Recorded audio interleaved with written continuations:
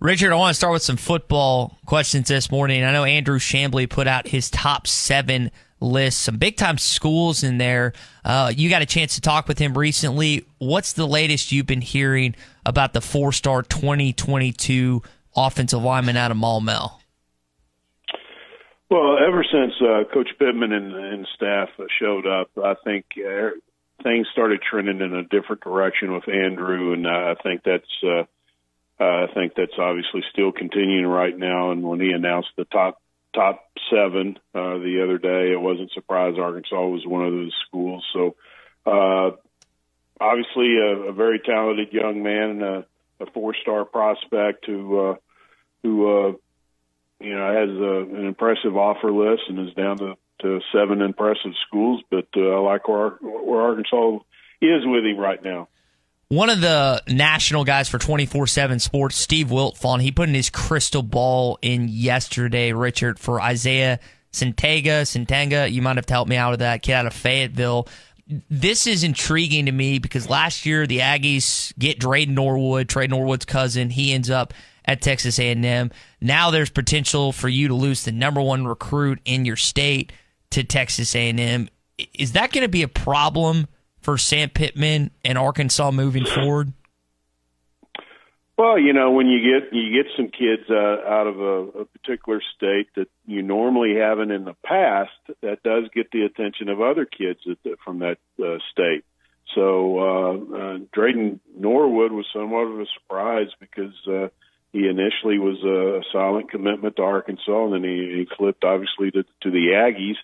Isaiah, obviously he just moved here a couple years ago with his dad, who's an assistant coach, track coach at Arkansas. Was in Austin for a good amount of time. So, he hasn't been born and raised here like maybe Drayden has, but you're going to lose some, especially Texas A&M, where there's a lot of jokes about them and all that, but Texas A&M's got a lot of money. Their facilities are top notch, and last year they obviously had a very good season, and they seem to be trending in the right direction. Richard, over the weekend you wrote about one of the top quarterbacks in the country that Arkansas is recruiting. M.J. Morris has over 30 offers, plays at Atlanta Pace Academy, I think is what your article said. Tell us more about him. This was someone that you wrote about this. The Chad Morris staff had offered. Now Arkansas's back in, and Kendall Briles trying to develop that relationship. Yeah, M.J. Morris, like you said, 6'2", 195 pounds, a 4-star quarterback according to ESPN, number 6 dual threat quarterback according to ESPN in the country, and a top 60 prospect nationally in the 22 class. Like you said, Chad Morris, I started communicating with MJ when he was a freshman, so it was kind of easy to pick up a relationship with him after talking to him since he was a freshman, because Chad Morris in Arkansas was the first Power 5 school to offer him a scholarship as a freshman. And I looked back then, and I just remember looking at his film, and I was thinking, this guy is a freshman. So some guys, when they're young, you project them, and you think that, okay, this guy is physically gifted, really has a lot of great possibilities, and can be a big prospect in the future. But you knew it. I knew as soon as I saw him, just his composure, just the way he handled himself, his arm strength, his ability to make things happen as far as with his legs. You knew he had a chance to be special, and as going into his senior year, he obviously has that. But Kendall Briles has done a very good job of developing a relationship. He even said he could see himself in the Arkansas quarterback room, which is pretty strong statement. And he told his parents that. So I think that even makes you feel a little bit better. I mean, that wasn't a casual statement by him. It's something that he told his parents. And he comes from a great family, very, very mature kid.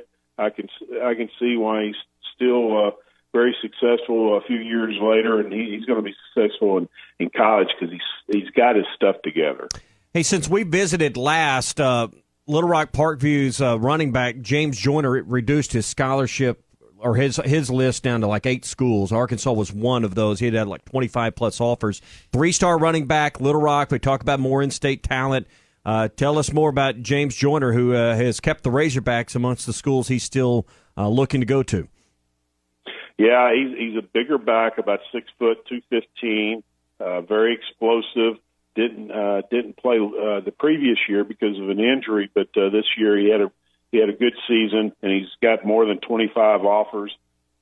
Usually, guys will have 15 to 20 offers, in-state guys, but he's really kind of blown up. But like you said, narrowed his list, and Arkansas was one of them, along with Florida State, Missouri, and several others. But I like where Arkansas is with him. We talked about Isaiah maybe not being a Razorback. We don't know that just yet, but I like where Arkansas is with James and Andrew Shambly.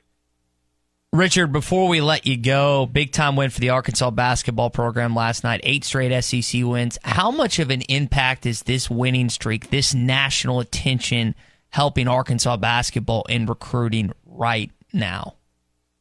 Well, and talking to a major 22 prospect that Arkansas is trying to land the other night, JoJo Hunter, he's definitely paying attention to what Arkansas is doing, and on top of what they do as far as just the recruitment of kids, and then because they're so aggressive and they stay in touch with the kids, and then on the basketball court be so successful and look so good and be one of the hottest teams in the nation, and then last night obviously beat the number 6 team in a convincing fashion. Hey, that gets your attention, especially because we said it so many times.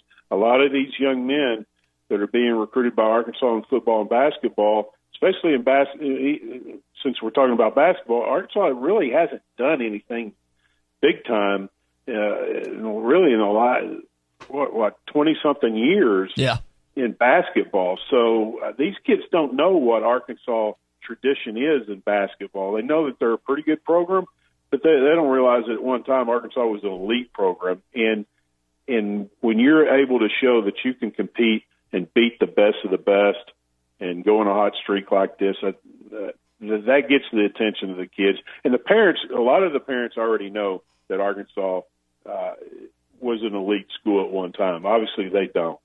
Richard, we appreciate it, buddy. Good conversation this morning. Excited to get some tidbits on this Arkansas football and basketball recruiting stuff, and we'll do it next Thursday, my man. We'll see you guys. Have a good one. Hey, by the way, RD, National Chili Day today, so make sure you get himself some chili today. All right, we'll do it, man. We'll do it. Got to sneak that food line in with you. Hey, I don't have any problem with that. We could do a food segment. I would be all in. All right, Richard. Enjoy some chili. Yeah. Good stuff as always.